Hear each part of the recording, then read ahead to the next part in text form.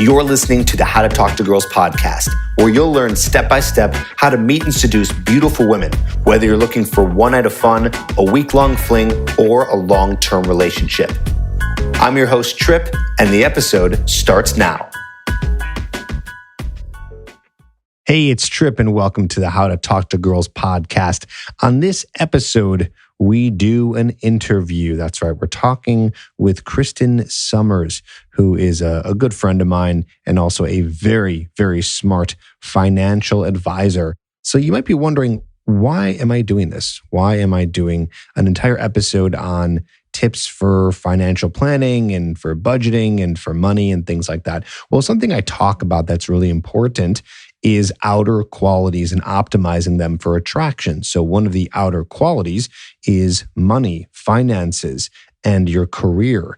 And of course, money is very important because you want money to have a nice place that you like to live in. You want money to buy the things that you want, and you want money to build a life for yourself. And one day you might have children, so you're going to want money for that. And there are plenty of reasons why you want money and you want to optimize your money. Plus, you're going to be going out right now and spending money on dates, and you're going to be doing fun things with the girl that you might be dating. And of course, that takes money. So why not work on optimizing that?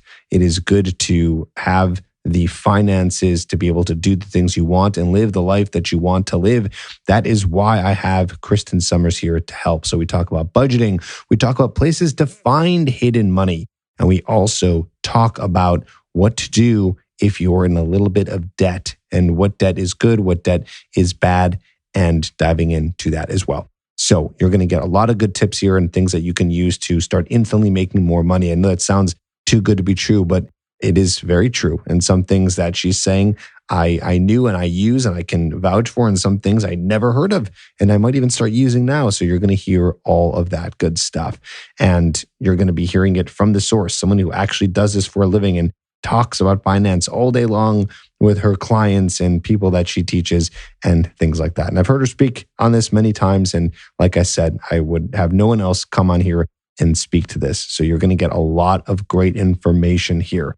And don't forget, if you're interested in working on the part of your life that is more of the inner qualities, right? So we just talked about outer qualities, which is like your money and your lifestyle and things like that. But if you want to work on the inner qualities and the way that you behave and your personality, right? Those intangibles that are also attractive to women, you can do that with me working one-on-one doing coaching. So if you go to coachedbytrip.com, you'll find an application that you can fill out.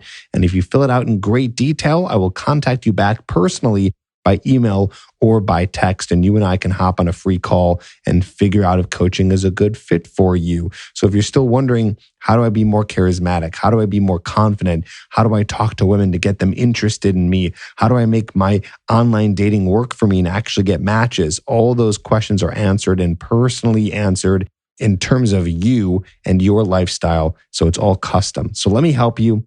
Think about one-on-one coaching and what it could do for you. Just go to coachedbytrip.com.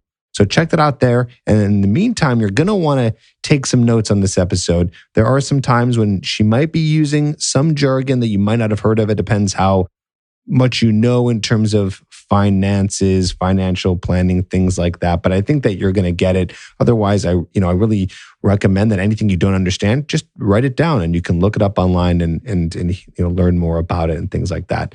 Either way, I think she breaks it down really well, and you're going to want to take notes anyways because she's going to be giving you tips and things that you can use right away. Okay, without further delay, here's my interview with Kristen Summers.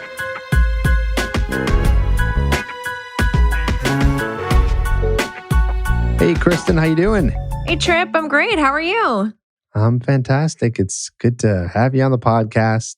I've never interviewed anyone or talked to anyone who's a financial planner. I know maybe a few episodes I've done. This is like 386. I think maybe a couple of them I've talked about money, but not much. And you and I were friends outside of this, and we were talking and chatting, and I was like, well, why don't I have her on the podcast so she can teach us about financial planning and help out the guys? And here we are. So I'm so happy to have you here and talk about this. Yeah, happy to be here. Thanks for the invite. Hopefully I can bestow some pearls of wisdom on your awesome audience.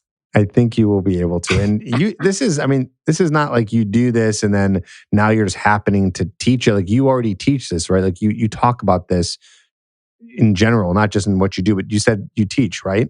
Yeah, I mean, in so many ways, if I could, I would rebrand my title on my business card as a financial educator because I feel like I'm teaching and giving tips more than actually doing planning most of the time. So that as well as I host a webinar series every other week, just giving little bits of education around, oh my gosh, everything budgeting, debt management, investing, everything and anything.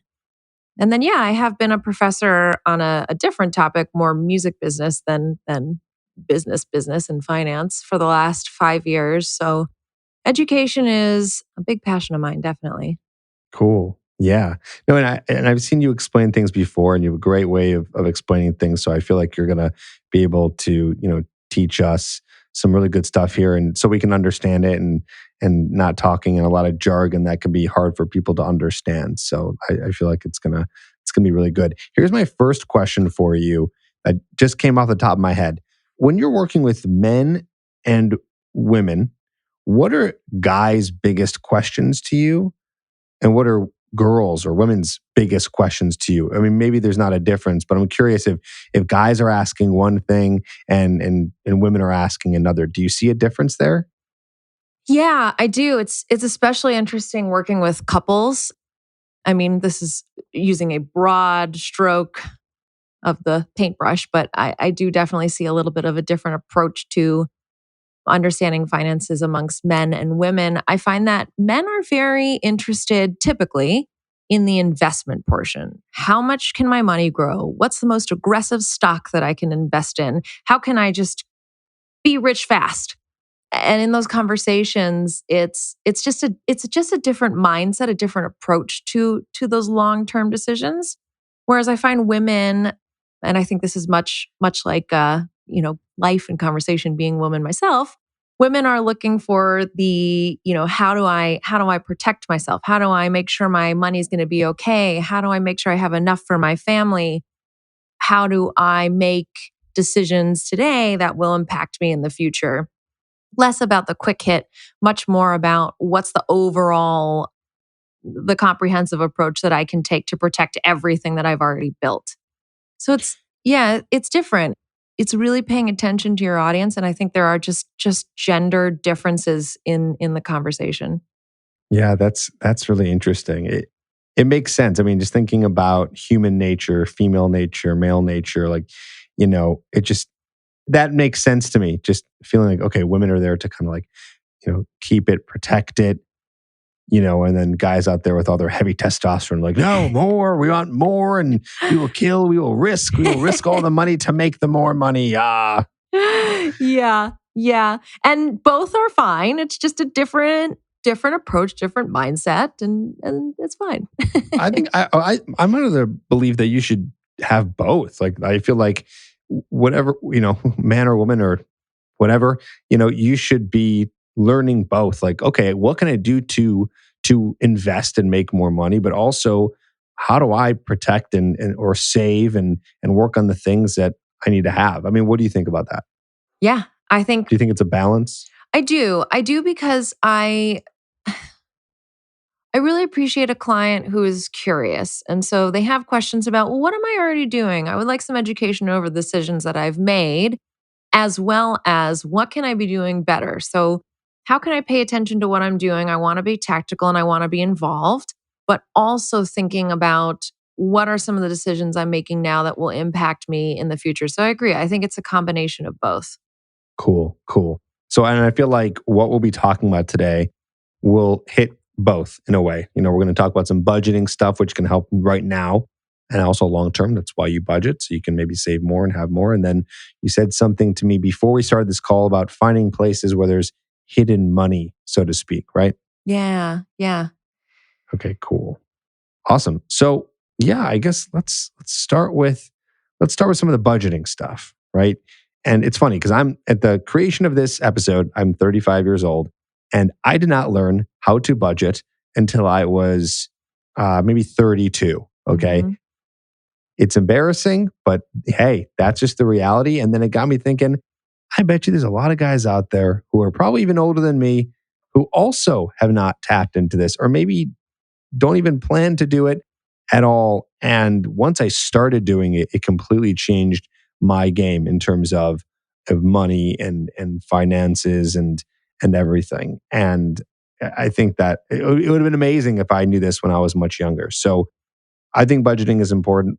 Why do you think budgeting is important?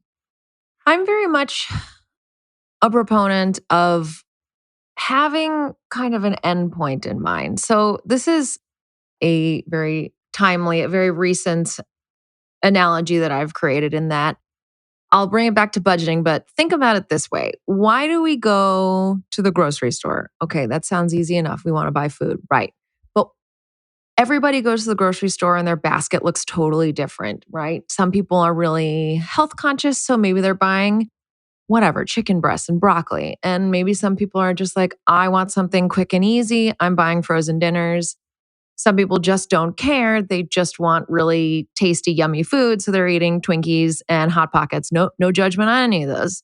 But the idea is the goal in mind is eating healthy or eating really tasty food or convenience. There's something that is driving the decisions made. And I bring that up as a comparison to budgeting. The idea being, let's say we have a big goal and the one that I work with my clients the most on is retirement because that gives me a long path to sort of track their decisions against. So, what does retirement look like? Well, I don't know. Do you want to live on a Mediterranean cruise? Do you want to just retire in the country with your eggplant garden and have that be? I don't know. It depends on what your goal is. So, by being able to work backward from that ultimate goal, like let's just say, for example, we decide we go over our expenditures, the type of lifestyle we want to have in retirement, et cetera. And we land on, okay, we need, say, this is going to sound like a big number, we need $2 million in retirement. We're 35, we're 32, we're however old, and we want to retire at, say, 65. How much money do we need to make? How much do we need to invest? And how much do we need to save in that 30-ish year time span to get to that goal?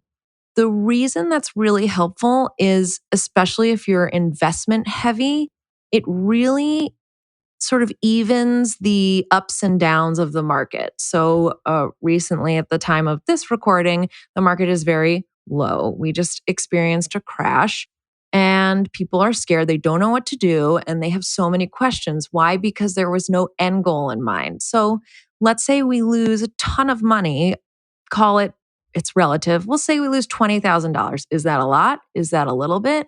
It really depends on how you have planned, how you've budgeted, and what that goal is. If it doesn't really make a chip in getting to that end goal of your plan, then you don't have to worry. If $20,000 is a huge chunk and completely changes what you're able to do, let's say you planned on retiring the next month, maybe that's a bigger hit and makes it a little bit more difficult to swallow. So it's really understanding what that final position looks like that you're aiming for so you can back it up to today and figure out, like you're asking, how to budget appropriately. And then why do you think it's important to have some of those goals? And because I guess that's what you're saying is that's what part of budgeting is you budget so you can achieve your financial goals in terms of what you're looking for. Is that right? Mm-hmm. Why Yeah. why even bother having those? Why not just wing it? I'm the master of winging it. It will be written on my tombstone, but I don't recommend that for finances. Why? Because, well, I think for your emotional sanity, again, the idea of, oh my gosh, I just lost $20,000. Well, does it really matter in the end? No, my chance of retiring with, say, again, $2 million has gone down maybe 1%. Or I wanted to buy a car next month. Oh my gosh, my $20,000 that I had saved up for that car is now gone. I can't afford it anymore. So it really puts into perspective what you're doing and maybe what you need to be doing as far as your income, how you're spending, maybe some of the lifestyle choices you're making. And I think that all really relates to having that plan and having a budget just to make sure that you are paying attention to what you're doing, the money coming in versus the money coming out, and how to really just provide that peace of mind for yourself. Yeah. No, I like that. I mean, that's true. And I bet you there are some people out there who don't budget and they're consistently stressed out about it. And I get it. People think, oh, budgeting, and they think like, oh man, it's really stressful. They think like it's gonna be so stressful after maybe they create the budget to then make the budget. And then it's like, what if you go over and what if something happens? And even though yes, there'll be a little bit of stress or some work involved in maintaining the budget once you create it, overall what you're saying is it's going to be so much less stressful in the long run, and you'll be happier in the long run even when you start doing it. Definitely. And I think that comes down to making real actionable choices. So rather than saying, "Oh yeah, I'm going to save $1,000 this month." Okay. Why? What is that related to? Do you make $1,000 a month? Is that reasonable? I think it really takes that discovery of how much you're spending versus how much you make, and then finding the appropriate budgets. Well, again, why are we saving $1,000? Is it because we want to buy a car? Is it because we're not paying our rent on time and our rent is $1,000? What is it? How important is that thousand, and how did we land on that number? I think I So just you want think it should always be attached to a goal? Is that what you're saying? I do. And I actually sit down and I have a really awesome little, I don't know what to call it, maybe a flow chart that I created based on how much you make, how much you should be putting into goals, how much you should be putting into lifestyle expenses, and then how much you can have for fun money too. So it's, yeah, goals all around. It's really my mantra. Cool. Cool. Yeah, I love it. Awesome. All right. So let's talk about some of your best budgeting tips. sure. Just, yeah, go into it. What do you think? So I can break it down really. I mean, if you all are ready with a pen and paper, this is the point to take notes, I think. So the way I like to suggest people break down their initial budgets is starting with your income. It's usually pretty easy to answer how much do you make, right? People kind of know that answer. So let's start with a nice round number, $50,000. Let's say we make $50,000 in a year. That is what's coming to you before you pay taxes, before you say put money away into your 401k or whatever your health insurance, those things that come out of your paycheck from your employer. So that's called your gross income, that 50,000.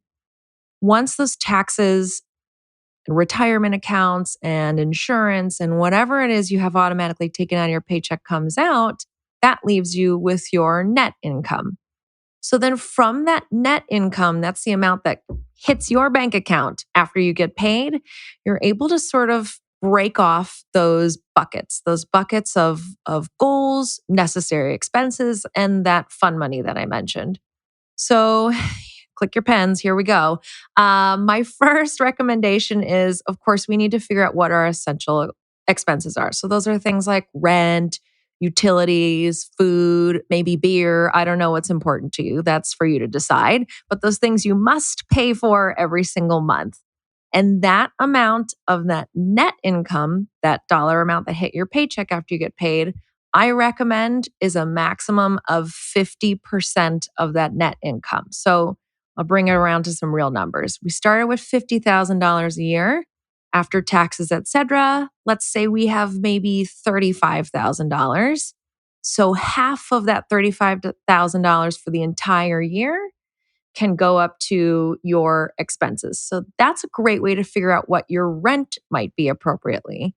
So let's break that down even further. Of that 50% of your net income, I usually recommend with my clients that their rent or their mortgage, whatever that big living expense is no more than a quarter or at max a third of their overall income. So just a reminder, we started with that $50,000. that quarter of your income would be $12,500. So someone making about $50,000 should probably look at spending maybe 1,000 or a little bit over 1,000 a month on their mortgage or their rent. Does that make sense for the first piece? Sounds good to me. I'm following. Good. All right. So that's, of course, the most expensive. Got to pay our bills, have to be able to keep the lights on. Then the next piece is the goals, of course. So we want to maybe pay off debt or build an emergency fund or buy a house in 5 years. So that piece of your net come, I usually recommend is at least 20%. So 50 was the gross, 35,000 was your net. We're breaking it down. We had up to 50% going to those bills. We can save 20% or even more towards those goals. And then the last piece is the fun money, what I call fun money, your lifestyle expenses. So this is going out to eat, going to the bars on the weekend, going on dates, and whatever it is that Ubers, oh my gosh, they're so expensive. Hope we can say a brand name.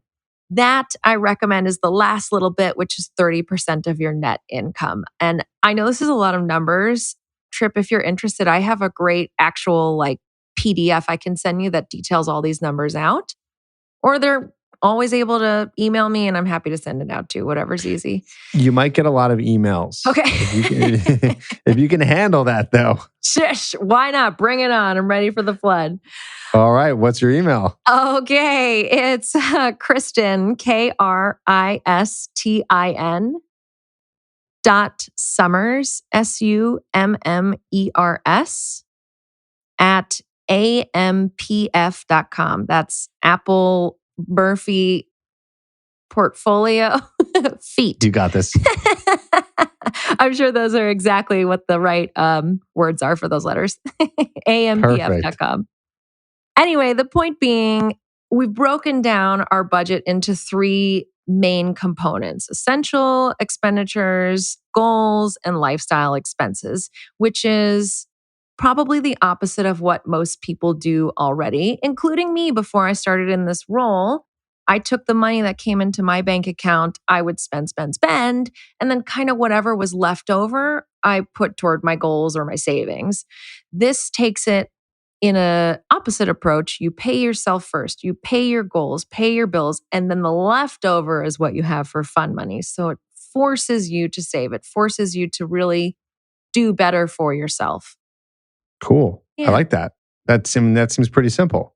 Yeah, it's just a little bit of a mental shift from what we're, unfortunately not taught in school and have to figure out on our own. But yeah, once it's up and running, my gosh, you'll just see your investments grow.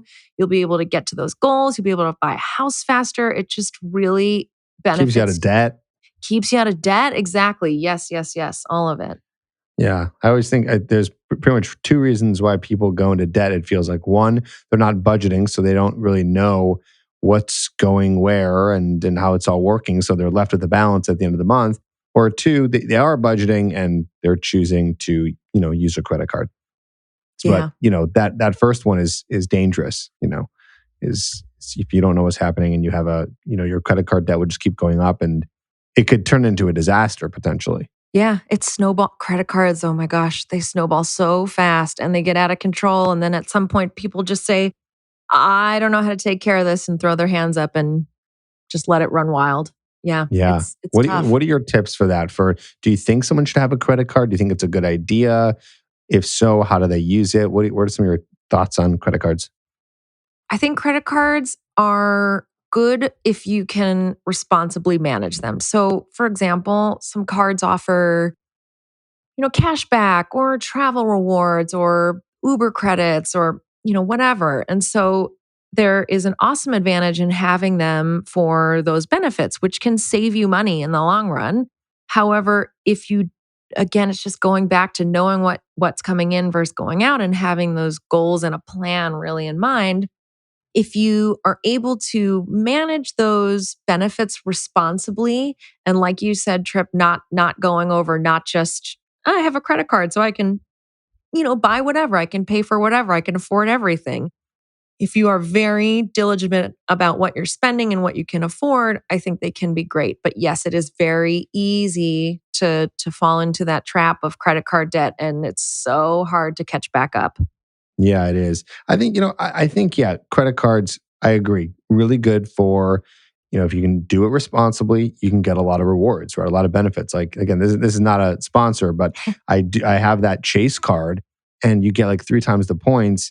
I mean, you get a lot of money towards flights, which is awesome. Yeah. But of course, what does that matter if you're just going into debt, and then if you're going into debt, not paying your bill in full, now you're just paying all those interest fees, and it at that point you're just breaking even. So that $500 uh, plane ticket that you get, what does it matter if you're paying all this money every month in fees, and you might as well just not have used a credit card in the first place, right? Yeah. So in that case, it can be really bad. I think it's okay. I'm just thinking this off the top of my head. Like, it's okay to use a credit card and go into a debt that you might not be able to pay off in like a month, is when you're investing in something and you have a plan of, and then you have like a plan of getting that money back. Like, what do you think about that? Like, using a credit card, like, so it's not just like, oh, I want to go party in Vegas and you spend 5 grand. Like, that's not a great idea, right? To just blow that money and now you're in tons of debt and it's very stressful.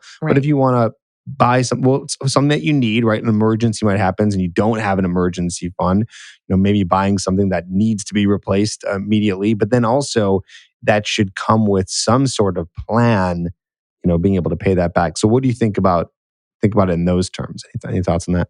Yeah. I have a client currently who had exactly that. Vegas was not the emergency, it was family. And she ended up Okay. putting a few thousand on her credit card. And luckily, she has a really healthy income, but no savings. So we just had to really take a look. I mean, we spent probably 12 pages of paperwork figuring out exactly what she's spending and where we could cut corners.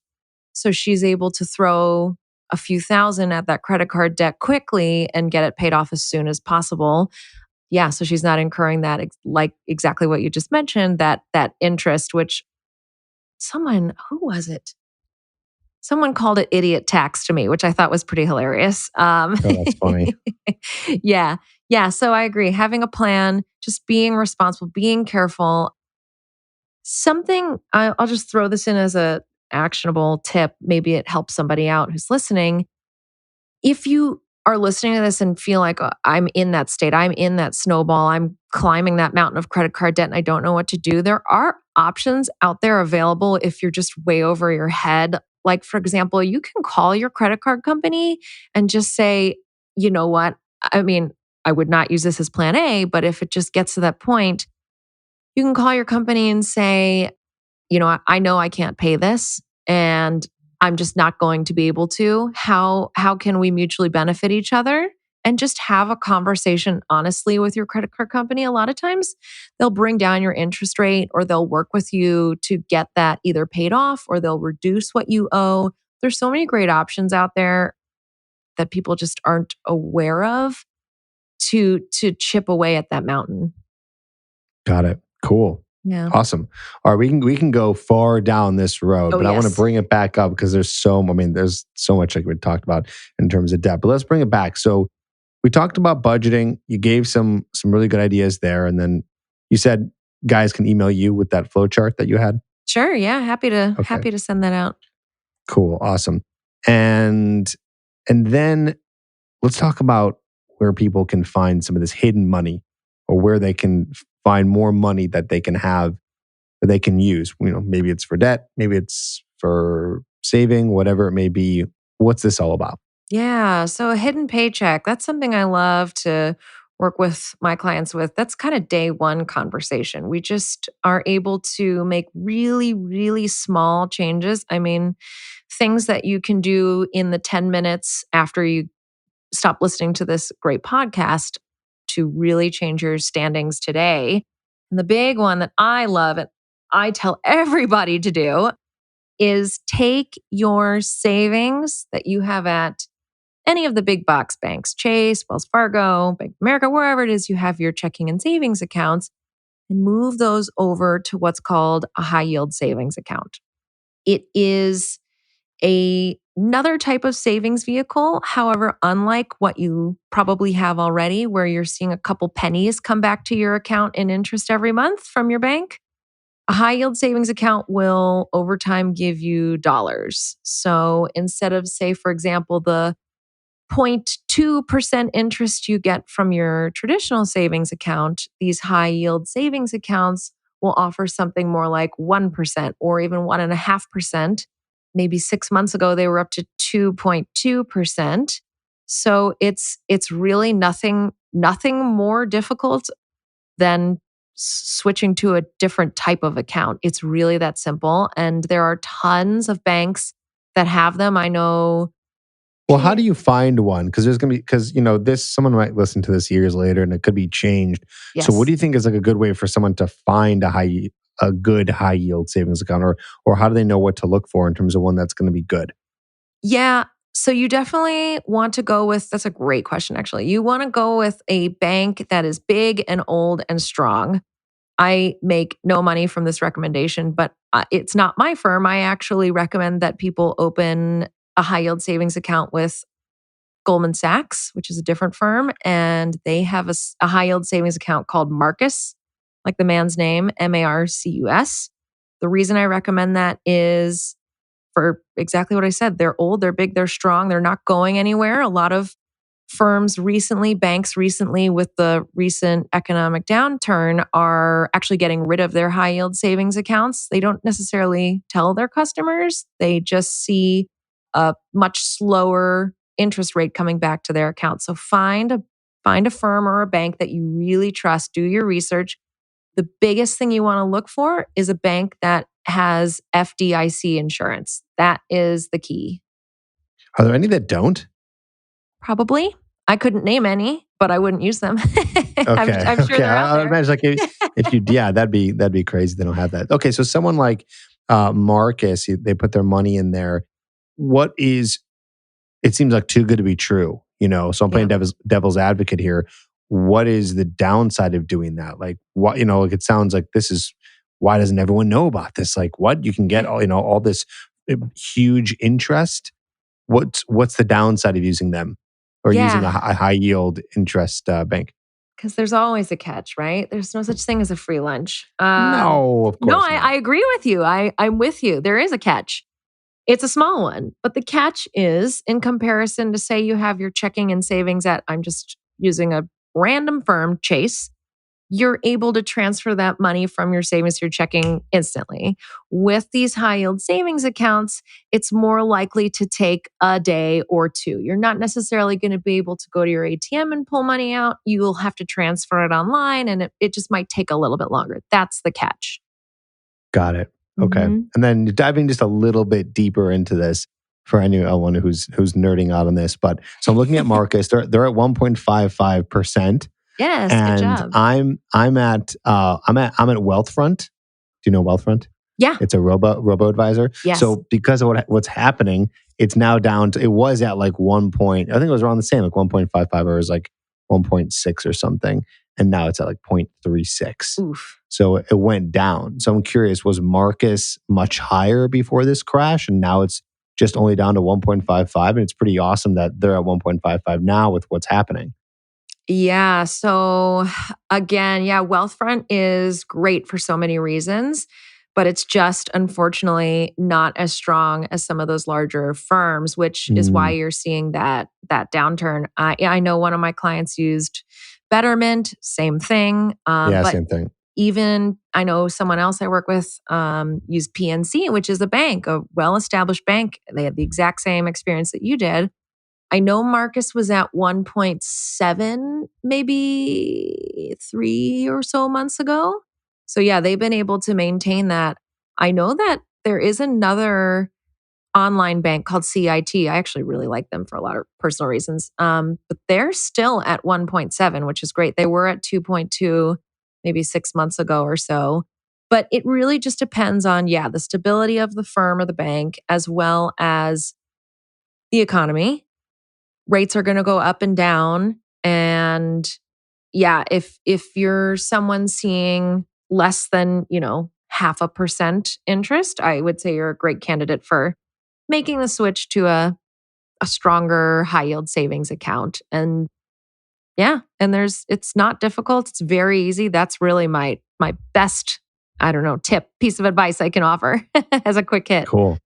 No, that's great. I love it. Is there any others that come to mind? Not that that's not good. That's a great one. I think it's one of the best ones. I just wondering if there's anything else that on top of that Yeah. people could do. Yeah, this one is a little bit time specific. You have to be just paying attention. So, at open enrollment's time, when you're able to elect your health benefits, insurance, all the stuff that your work offers you, there's something out there. I believe it's probably maybe less than 10 years old. I don't know the date off the top of my mind, but a newer investment vehicle called an HSA. It's a health savings account. And these are investment vehicles that have something that no other investment account has. They're triple untaxed. What that means is when you put money into this investment account, it goes in tax free. So you don't pay taxes on that money out of your paycheck. The money grows within the investment tax free. And then when you pull that money out in retirement, it's also tax free. So it's quite literally free money. It's amazing, incredible. If you are young and healthy and don't go to the hospital or doctor's office very often, it could be, of course, I can't make broad recommendations, but it could be a great change for your workplace benefits in comparison to, say, the HMO or the PPO that you're used to paying for. And the difference is an HSA, a health savings account, will be coupled with a high deductible PPO. So just like the PPO that we're all familiar with, but your deductible will be more, meaning you'll be responsible for more out of pocket. However, your premium, what you pay out of your paycheck every month, will be about half. It's awesome. So you have lower payments for your health insurance. Again, great if you don't ever go to the doctor. And you have this now tax free investment vehicle that's attached to it. It's so awesome. I can tell you this with one of my clients in 2019 open enrollment, by just switching from her PPO to an HSA with a high deductible PPO, we were able to get her an extra $2,000 every single year going forward. Wow. And so that $2,000 that goes in the savings account, right? So that is a combination of, yes, money going into savings because her employer, which many employers do, by opening that HSA, they actually contributed $600 a year, $50 a month. So a lot of employers are really pushing for people to start using this vehicle. It's not very well known and it benefits the employer a little bit. So that was $600 right off the top, free, untaxed money from the employer to the client. Additionally, she's paying half of what she was previously in her PPO. So that, I don't know the number off the top of my head, but it was a significant savings there.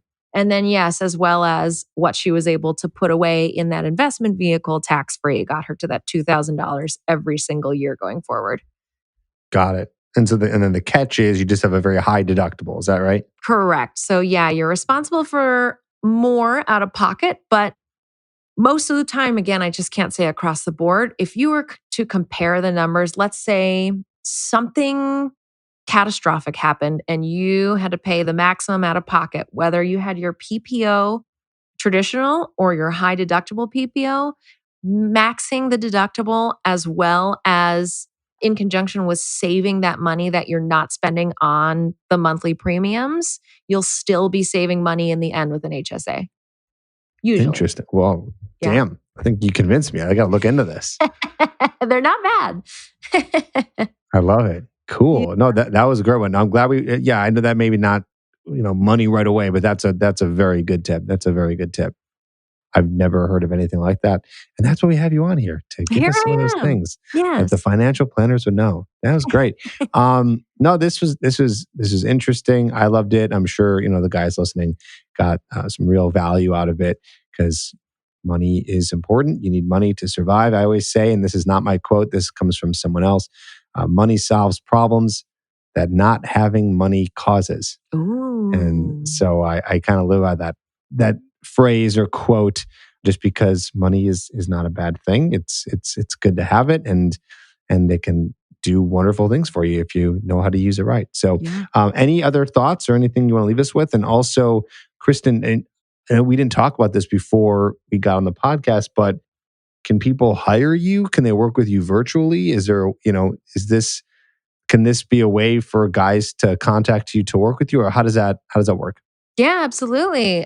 I would love to have a conversation with anybody who's interested. I obviously don't know anything about anybody's personal situation, so I can't say that I'm always able to help, but I'm open to having a chat, seeing what you're looking for, and figuring out if it makes sense to work together. Yes. So I gave you my email earlier. I'm happy to say it again if that's helpful. Just shoot me an email if you're interested in just chatting through anything, talking about working together, or if you're interested in learning a little bit more about what financial planning is. I'm happy to talk through any of those ideas.